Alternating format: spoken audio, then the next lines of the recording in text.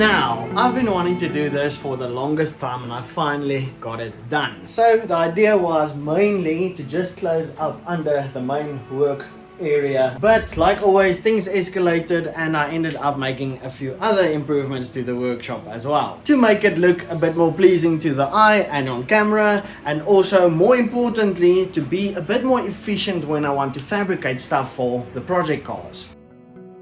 Ever since we moved into this place about a year ago, I never really sorted out everything, so hopefully now we can be a bit more efficient, like I said, when working on the cars and building stuff. But now to get back to work on the car. So my main objective for now is to have the first fire up on this thing. So if you've been watching the videos for a while, you would know that I removed the engine from the AU Falcon over there, Ford 4-liter inline 6, and now it's in this thing. I got engine mounts built for it, and believe it or not, it is actually pretty close to be able to fire up for the very first time.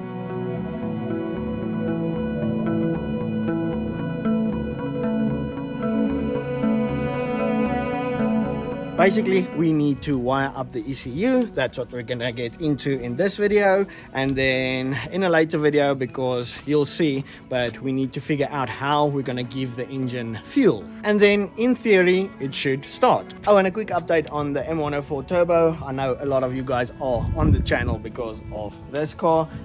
Yesterday I ordered some parts to get started on the new turbo manifold, so those parts will be in about 2 weeks hopefully, and we can get started building a new turbo manifold for that thing. I also might have a few other ideas, some improvements, but we'll get to that. For now, let's continue with this thing. So I ended off the last video talking about the intake manifold, so I decided I'm gonna go with the stock intake manifold. Let's get the car up and running first, and then we'll worry about modifying it and making it better.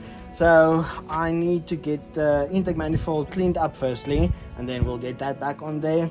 I might need to cut this plate out to free up some space, because like I said, we need a fuel system for the car, and the idea is to build a fuel tank that's going to be sitting over here somewhere, because the car doesn't have a fuel tank anymore.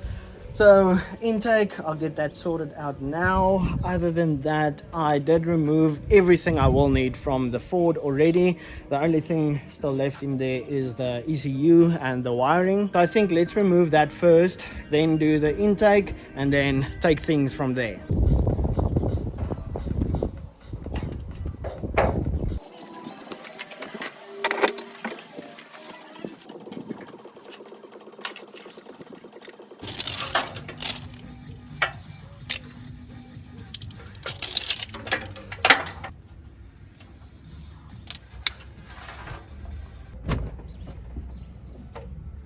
Obviously, as you can see, this thing is now a parts container.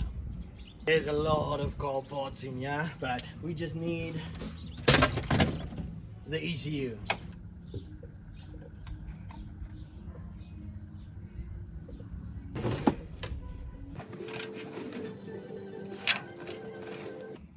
I'm gonna have to do a better wiring job. Oh, this wiring is so sketchy.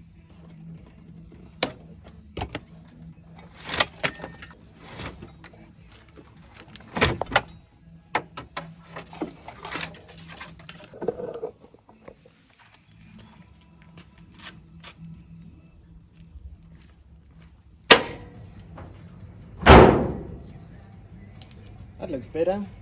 I think if I kick it hard enough, the whole front end will just fall off. But it does look way better to the eye.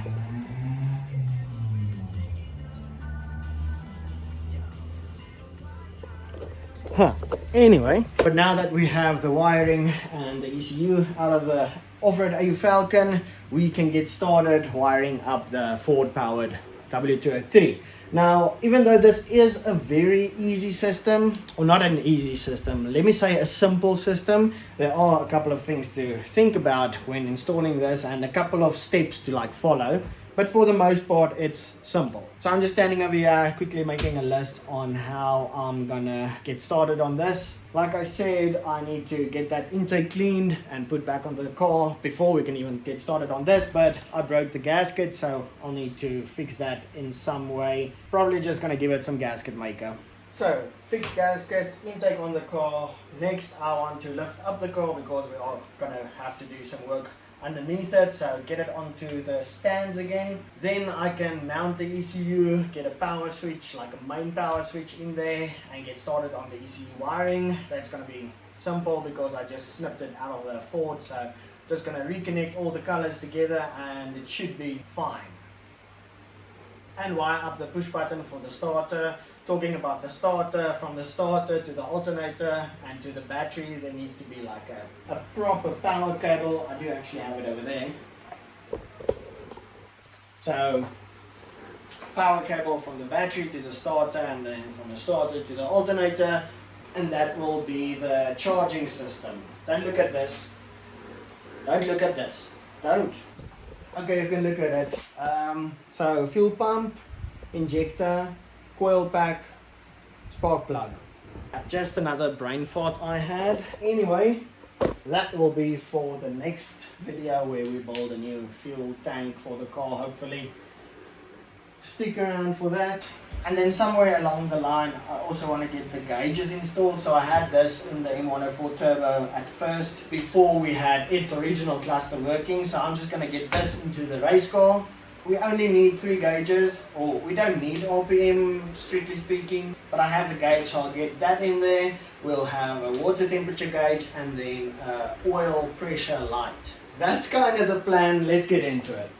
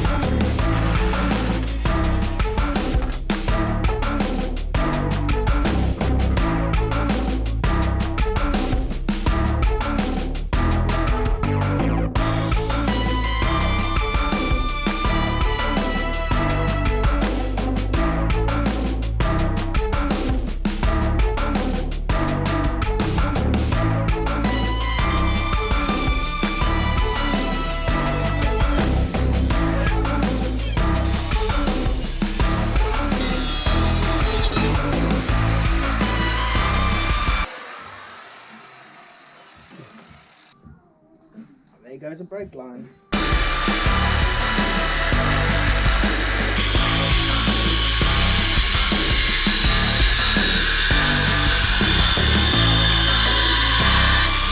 That worked way too good, using a jigsaw as a sawzall. I just had to make my own little blade for it because I couldn't get in there with the grinder. Freaking genius. But intake is nice and clean. The aluminium cleaner does make it look a bit whiter than normal, but hey, that thing is clean, so let's get that back on there.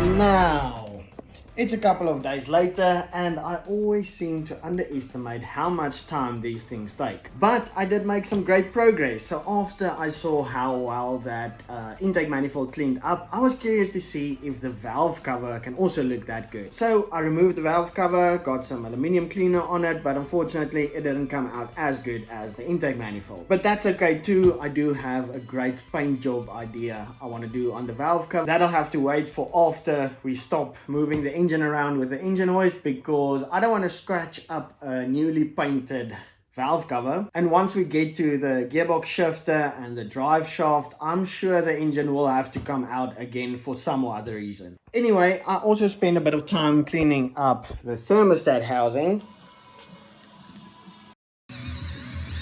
So now that all the hardware in the engine bay is where they will be, I decided to mount the power mods ECU in the center console under the sunroof and window switches. Step 1 was cutting a hole in this plate big enough for the ECU plugs to pass through to where the ECU will be mounted.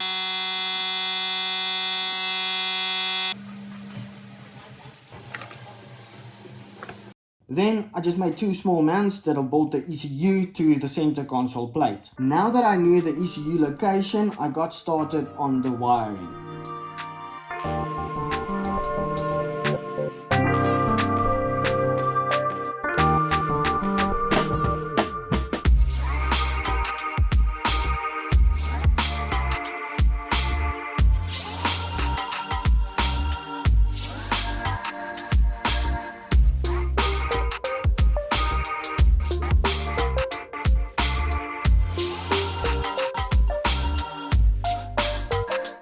I started with giving everything power, so there will be one switch controlling everything, switching on the ECU, switching on the cluster, and then also I wired up the push to start button. So we'll have one switch that powers up everything, and more importantly one switch that kills everything, aka when the shit hits the fan switch. So for now, this is the cluster. Super simple setup. We have the RPM with a shift light, we have a temperature gauge, and then we have a oh shit light.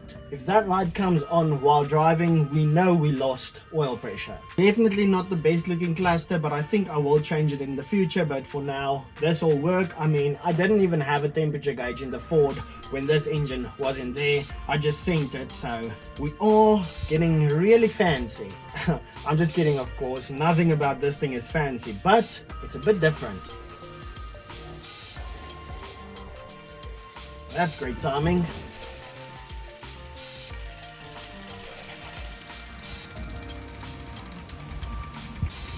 But anyway, back to the wiring. So for the first time, I actually used rubber grommets to go through the firewall. Fancy, wink wink. So I ended up making 3 holes in the firewall. One will be for the ECU vacuum reference, and the other 2 will be for the coil and injector wires, as well as the crank sensor wires. And just like that, the power mod StandAlone ECU is wired into the car. So this is the main power switch that powers up everything. Oh, and I also already got the main power cable from the battery to the starter to the alternator, so that's done. So when you push this button, we are getting so close. So next video we'll be figuring out a new fuel system for the car and hopefully firing this beast up. Like always, thank you guys so much for watching, and I'll see you in the next one. Peace!